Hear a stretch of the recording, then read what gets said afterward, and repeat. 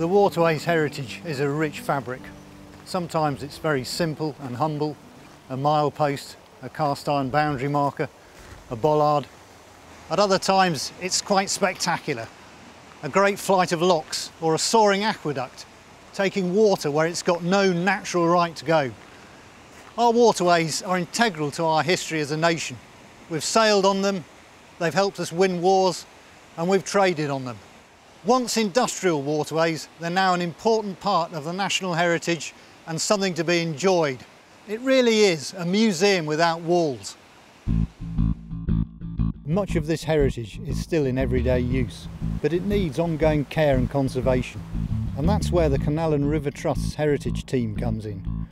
Every day we strive to conserve and protect historic objects and buildings along our waterways. Things with archaeological, architectural, engineering and historical importance. The control of water is one of man's oldest technologies. It's allowed us to drain low-lying areas and fortify castles and cities. It's powered machinery and it's created simple and efficient trade routes. After natural rivers began to be made navigable, the next logical step was to create artificial waterways, or canals. Many of our canals were built at the height of the Industrial Revolution. Canals allowed goods to be delivered up and down the country, quickly, cheaply and efficiently. Manufacturing boomed. Shock cities were born, like Stockport, Manchester and Birmingham. There are more miles of canal in Birmingham than in Venice. The benefit of our canals to local economies became a catalyst for urban regeneration in Birmingham and encouraged the growth of brownfield redevelopments long before the term had become fashionable. Today, the heritage of industrial architecture is widely valued, with many canal-side buildings now finding new uses. There was no end to the ingenuity of the canal engineers during the Industrial Revolution. They constructed brilliant, daring structures across Britain, so we could travel up and down and through hills and across valleys in a way that was never possible before. Pontgysylltu Aqueduct is a perfect example. It's a soaring cathedral that takes the Llangollen Canal high above the River Dee in North Wales. Completed in 1805, it is the longest and highest aqueduct in Britain. It's also a World Heritage Site and it's entrusted to our care. It's not all engineering structures though. The Trust owns a lot of historic property, ranging from delightful lock cottages to great multi-storey warehouses, and we also play an important part in looking after great historic docks, like those in Liverpool. Taken all together, it's a tremendous historic environment. The Trust's work of operating, maintaining and conserving the centuries-old waterways of England and Wales never ends. There are always canals that need dredging, lock gates that need replacing, embankments that need inspecting, and bridges, aqueducts and tunnels that need repairing. To help in this noble work, the Canal and River Trust employs a specialist team of heritage advisors. Well, my area includes the East Midlands and Central Shires waterways, so I get a good deal of local canals, Midlands canals, and of course some big rivers like the River Trent and the River Soar.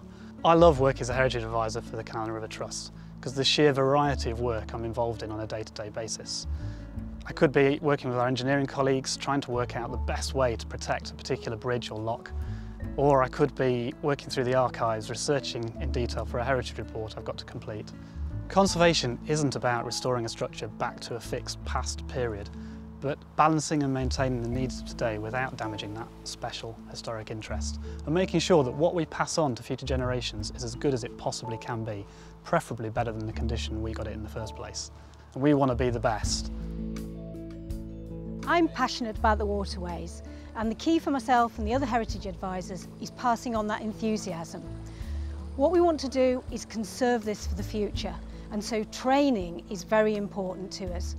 We go through full training programs for practical skills, lime mortar, repairing brickwork and stonework, and ensuring that they understand why we've got to conserve this amazing industrial heritage. Our busiest time of the year is between October and Easter, and when half the country is out Christmas shopping, that's when we have our stoppages, which is when we have an opportunity to go into the lock chambers, have a look at the masonry and the brickwork, possibly mend the floors. We also take the opportunity to replace the lock gates. Many of the lock gates are on a cycle of 25-30 years, and we need to replace them with green oak lock gates, which are made in our own workshops by skilled craftsmen. They're also installed with our skilled workforce. At Bingley Five Rise Locks on the Leeds-Liverpool, just north of Bradford, we had a stoppage where we dewatered the whole of the lock flight and gave people the potential to come and have a look at all the work we were doing. Bingley's a Grade 1 listed structure. That gives it the same protection as Buckingham Palace. So stoppages are our busiest time, and in recent years we've invited the general public to come and have a look at the work that we're doing. Now at Bingley, we invited the public down and 7,500 people turned up over a 2-day period. This was a cold February weekend, and we had people travelling from Scotland. We had elderly people coming and very young children, and all of them were inspired by the brilliant environment. One of the key things that we loved to show people were the mason's marks. These are small engravings on the lock walls that were carried out by the masons who constructed those locks in 1774. And we believe that it was so that they could get due payment from their employer for the amount of work that they'd carried out. When we repair historic structures, schedule ancient monuments, listed buildings, we have to ensure that we mend it appropriately. We have to use the correct materials, we have to use lime mortar. We can't just turn up on site and use cement. We're a very small team of 7 heritage advisors, and we cover the whole of England and Wales. So we rely very heavily on volunteers who help us. I'm Julie. I'm Anne-Marie. And we volunteer for the Canal and River Trust. I'm working with a specialist team who look after the 3rd largest estate of historic structures in England and Wales. It's an incredible opportunity to gain hands-on experience in a highly specialist sector of conservation practice. You can get all the theory from books and from university, but this is real life, and what I'm learning is really valuable. I've literally just started working with the Canal and River Trust just this week, and already I'm learning so much, and that I've learned there's so much heritage to be found along the waterways, and it's just such an amazing hands-on experience from just walking along the canals and seeing how many heritage structures the Canal and River Trust manage. It's just such an amazing experience. Well, I've been shadowing a heritage advisor in the Birmingham area, which covers a large part of the West Midlands. I've been carrying out heritage assessments and character appraisals and going out and inspecting structures along the canal and finding out which ones need attention. Learning about waterway heritage is so important to me and to others, because I think if we understand the history of the waterways, we can conserve it for future generations.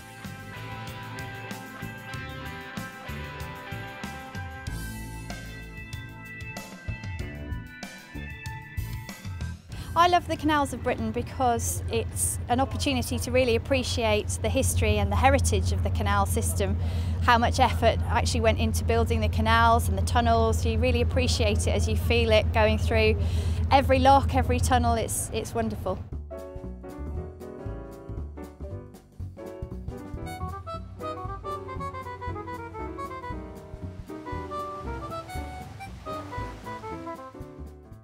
We came from California to go down the canals in England, and we have almost been on the canals for a week, and it's been lovely. It's been challenging because the boats are quite long and the canals, as you can see, are quite narrow, but we've had a terrific time learning. It's been beautiful and relaxing, and people have been terrific, and the canals have been just beautifully maintained.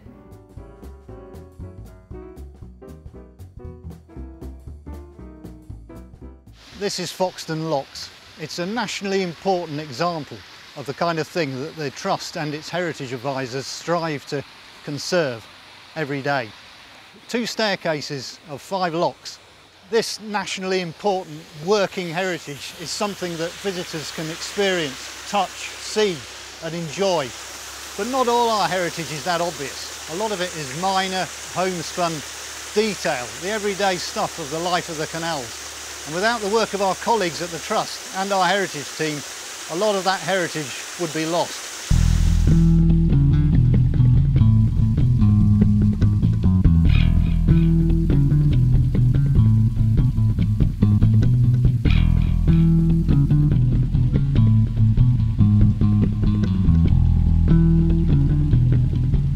This is an example of spectacular and daring canal heritage.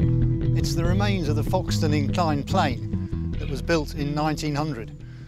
The locks were only 7 foot wide and could only take narrowboats, but this incline could take wide coal barges carrying coal from the Midlands down to London. The problem was, at the other end of the canal, there are still narrow locks, so the incline was a white elephant. It only really operated for 10 years, and by 1928 it was being dismantled.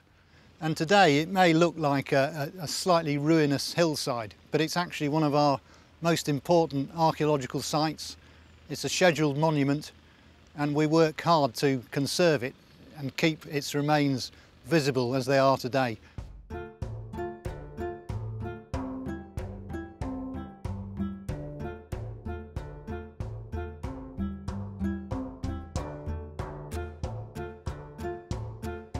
The Canal and River Trust is all about keeping people and nature and history connected. Over 90% of our visitors tell us that they really value our waterways as part of the nation's heritage. And we've got thousands of designated buildings and structures. We've got fantastic industrial sites, spectacular feats of engineering that you can come and visit. We've got 3 museums that explain the lives and the work and the boats of the people who operated the canals of the world's first industrial nation.